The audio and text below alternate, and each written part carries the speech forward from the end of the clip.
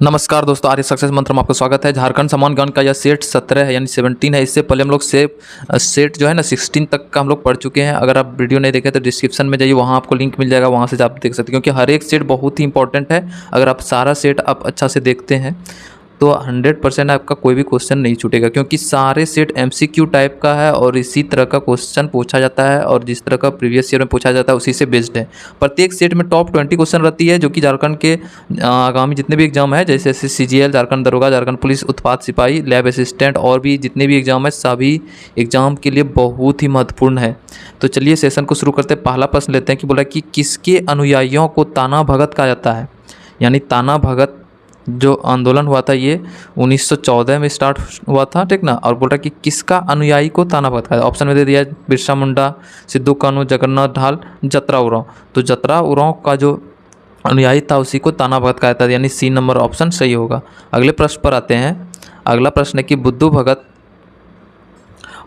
का संबंध किससे है। ऑप्शन में दे दिया है कोल विद्रोह, भूमिज विद्रोह, चेरो विद्रोह, ताना भगत आंदोलन। तो बुद्धू भगत का जो संबंध है वो कोल विद्रोह से, यानी A नंबर ऑप्शन सही होगा। तीसरे प्रश्न पर आता है कि पायराइट्स फॉस्फेट एंड केमिकल कारखाना कहाँ है। तो ऑप्शन में दे दिया गोमियो, सिंदरी, बरही, बोकारो। तो पायराइट्स फॉस्फेट केमिकल यानी ये उर्वरक संबंधित है, पकड़ना है क्वेश्चन को। तो उर्वरक का झारखंड में एकमात्र कहाँ है, धनबाद में। तो धनबाद इसका आंसर, लेकिन धनबाद ऑप्शन में नहीं दिया है। तो सिंदरी जो है ये कहाँ है, धनबाद में, यानी B नंबर आंसर सही होगा। कोयले का भी कारखाना झारखंड में कहाँ है, झरिया। ये झरिया कहाँ है, ये भी कहाँ है, धनबाद में। यानी झरिया कहाँ है, धनबाद में। सिंदरी भी कहाँ है, धनबाद में। सिंदरी में जो है पायराइट्स एंड फॉस्फेट केमिकल कारखाना स्थित है, ठीक।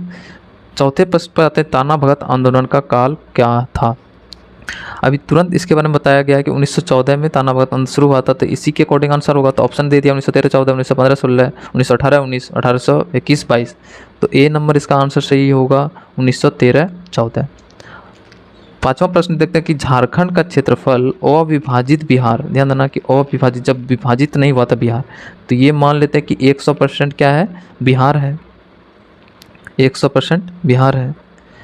इसका बोला कि कितना परसेंट भाग जो है वो झारखंड है, तो ये मान लेते हैं कि इतना सा, ये 50% है, इससे कुछ कम, यानी 50% ये रेखा हो गया। तो यानी इतना वाला भाग ये हो गया 46%, ये हो गया झारखंड, और ये हो गया बिहार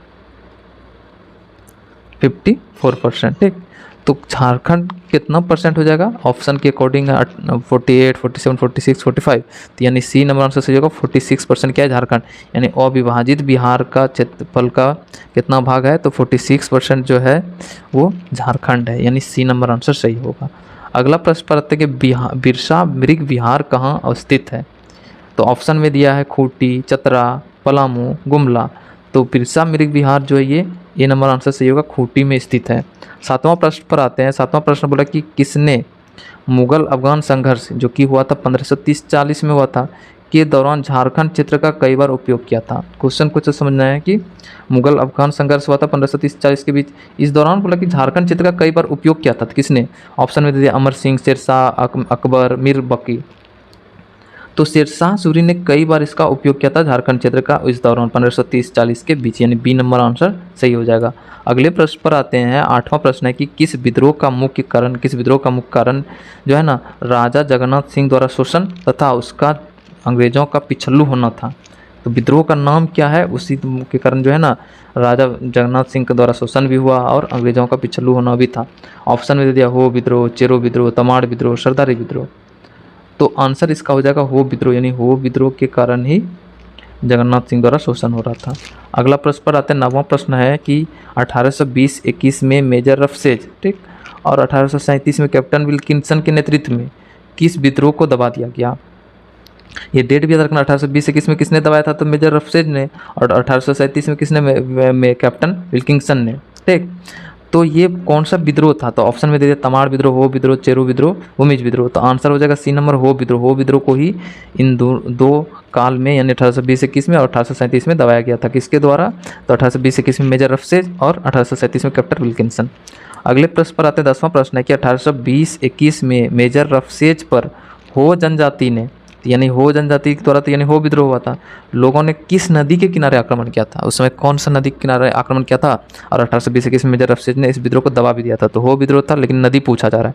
ऑप्शन में दे दिया है बराकर नदी, राड़ू नदी, अजय नदी, रोरो नदी। तो इसका क्या हो जाएगा आंसर, तो इसका आंसर हो जाएगा रोरो नदी, यानी डी नंबर आंसर सही हो जाएगा।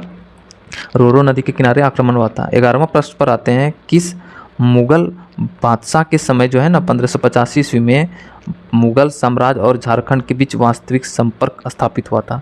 यानी कौन सा वो मुगल बादशाह था जिसके समय, यानी 1585 ईस्वी भी दे दिया है, तो अगर ईस्वी के अकॉर्डिंग देखा जाए तो आराम से इसका आंसर बताया जा सकता है, अगर ईस्वी याद है कि कौन सा ईस्वी में कौन सा मुगल बादशाह था। ठीक, लेकिन यहाँ पे क्वेश्चन अगर इसको वैसे याद नहीं दिया, मुगल साम्राज्य और झारखंड के बीच वास्तविक संघर्ष स्थापित हुआ था, ये क्वेश्चन पूछा जा रहा है। ऑप्शन में दे दिया अकबर, शाहजहां, औरंगजेब, बाबर। तो अकबर 1585 के जो कार्यकाल था वो अकबर का कार्यकाल था, यानी अकबर के कार्यकाल में ही मुगल साम्राज्य और झारखंड के बीच वास्तविक संघर्ष स्थापित हुआ था। 12वां प्रश्न पर आते हैं, मेजर रफसेज ने किस वर्ष हो दियुम क्षेत्र में प्रवेश किया था। तो मेजर रफसेज 1820-21 में, 1820-21 में। ऐसे अगर ईस्वी याद रहेगा तो आराम से इसका आप बता सकते हैं। 1820-21 में मेजर रफसेज ने रोरो नदी के किनारे जो है आक्रमण हुआ था हो जनजाति द्वारा। ठीक, तो हो विद्रोह या फिर हो से दियुम क्षेत्र में प्रवेश भी किया था उसी समय, क्योंकि इस समय हो विद्रोह को दबा दिया था। तो 1820-21 में, तो ऑप्शन के अकॉर्डिंग देखते हैं तो 14, 18, 16, 20, तो डी नंबर का आंसर हो जाएगा, यानी 1820 ईस्वी में प्रवेश किया था। 13वां प्रश्न पर आ जाते हैं हम लोग।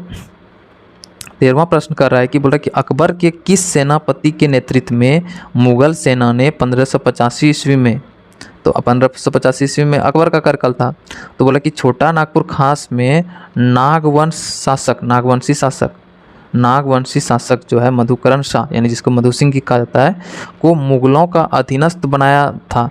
ठीक, ऑप्शन में दे दिया शाइस्ता खां, सेनापति, ये सारा सेनापति है। बोला कि अकबर का कौन सा सेनापति था जो कि मधुकरण सिंह को, यानी मुगलों का अधीनस्थ बनाया था। ऑप्शन में शाइस्ता खां, मुबारक खां, शाहबाज खां कम्बू और दाऊद खां। तो इसका जो आंसर हो जाएगा, सी नंबर आंसर हो जाएगा शाहबाज खां कम्बू, यानी सी नंबर आंसर सही है। 14 नंबर देखते हैं कि बोल रहा है कि नागवंशियों का प्रथम जो है राजा का नाम क्या था। तो ऑप्शन में फनी मुकुट राय, गोपाल राय, मणि मुकुट राय और मेदिनी राय। तो आंसर इसका बहुत ही इजी क्वेश्चन है, नागवंशियों का प्रथम राजा फनी मुकुट राय था, यानी ए नंबर आंसर सही है। 15वां प्रश्न देखते हैं कि 1616 ईस्वी में कर नहीं देने के कारण किस महाराजा को जहांगीर ने ग्वालियर के किले में कैद किया। ठीक, 1616 में कर नहीं देने के कारण किस महाराजा को जहांगीर ने ग्वालियर के किले में कैद किया था। तो जहांगीर के टाइम में कौन था, तो ऑप्शन के अकॉर्डिंग पहले ऑप्शन देख लेते हैं तब बताएंगे इसका आंसर। बोला कि एनिस शाह, अर्जुन सिंह, गोपाल राय, दुर्जन शाह। तो जहांगीर के शासनकाल, कभी कभी ऐसा क्वेश्चन पूछा कि जहांगीर के समकालीन कौन सा शासक था, तो डी नंबर आंसर दुर्जन शाह। इसको झारखंड का हीरे का परखी भी कहा जाता है। ठीक, दुर्जन शाह को। तो इसको ग्वालियर के किले में कैद किया गया था, याद रखना, कर नहीं देने के कारण। तो डी नंबर इसका आंसर सही होगा। 16वां प्रश्न पर आ जाते हैं हम लोग कि छोटा नागपुर खास के लिए 1773 ईस्वी में सर्वप्रथम किसे सिविल कलेक्टर नियुक्त किया था। ठीक, ऑप्शन में दे दिया है व्हिटली, कनिंघम, टेलर, विल्किंसन। तो ये विल्किंसन तो 1837 थी, ये तो नहीं होगा। तो इसका आंसर हो जाएगा ए नंबर व्हिटली, यानी ए नंबर आंसर सही है। 1773 में सर्वप्रथम सिविल कलेक्टर व्हिटली को बनाया गया था, यानी ए नंबर आंसर सही है। 17वां प्रश्न पर आते हैं, क्षेत्रफल की दृष्टि से झारखंड का सबसे बड़ा जिला कौन है। क्षेत्रफल की दृष्टि से पूछा जा रहा है। ऑप्शन में दे दिया है हजारीबाग, जामताड़ा, पश्चिमी सिंहभूम, पलामू। ठीक, तो क्षेत्रफल की दृष्टि से सबसे बड़ा जो होगा वो पश्चिमी सिंहभूम, डी नंबर आंसर सही है, पश्चिमी सिंहभूम। और अगर पूछा जाएगा सबसे छोटा जिला, क्षेत्रफल की दृष्टि से सबसे छोटा जिला पूछा जाएगा तो रामगढ़ सबसे छोटा जिला पूछा जाएगा तो रामगढ़। 18वां प्रश्न में देखते हैं, अनसुता लकड़ा किस खेल से संबंधित है। ऑप्शन के अकॉर्डिंग देखते हैं आंसर। ऑप्शन दे दिया है हॉकी, शतरंज, तीरंदाजी, वॉलीबॉल। अनसुता लकड़ा जो है ये हॉकी से संबंधित है, बहुत ही इंपॉर्टेंट प्रश्न है खेल जगत से रिलेटेड। ए नंबर आंसर सही होगा, अनसुता लकड़ा। 19वां प्रश्न देखते हैं कि झारखंड का द्वितीय राजकीय भाषा क्या है। ऑप्शन में देखते हैं उर्दू, अंग्रेजी, बंगला, अंगिका। तो द्वितीय राजकीय भाषा उर्दू है, यानी ए नंबर आंसर सही है। अगर प्रथम भाषा पूछेगा झारखंड का प्रथम राजकीय भाषा अगर पूछा जाए तो हिंदी। ये एग्जाम में आ भी चुका है, द्वितीय राजकीय भाषा वाला प्रश्न। ठीक, तो द्वितीय राजकीय भाषा उर्दू है। 20वां और अंतिम प्रश्न देखते हैं इस सेट का। बोला कि क्षेत्रफल की दृष्टि से झारखंड का सबसे बड़ा प्रमंडल कौन सा है? ऑप्शन में दे दिया है संथाल परगना, पलामू, उत्तरी छोटा नागपुर और कोल्हान। तो क्षेत्रफल की दृष्टि से झारखंड का सबसे बड़ा प्रमंडल है उत्तरी छोटा नागपुर, यानी डी नंबर आंसर सही होगा। ठीक, अगर छोटा पूछा जाए तो सबसे छोटा पलामू।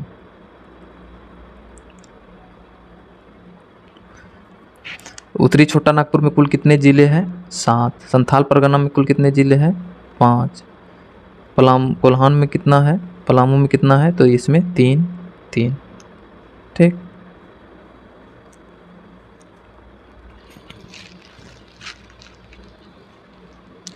तो ये था आज का टॉप 20 प्रश्न। फिर से हम लोग नए सेट के साथ फिर हाजिर होंगे। तब तक धन्यवाद। जय हिंद।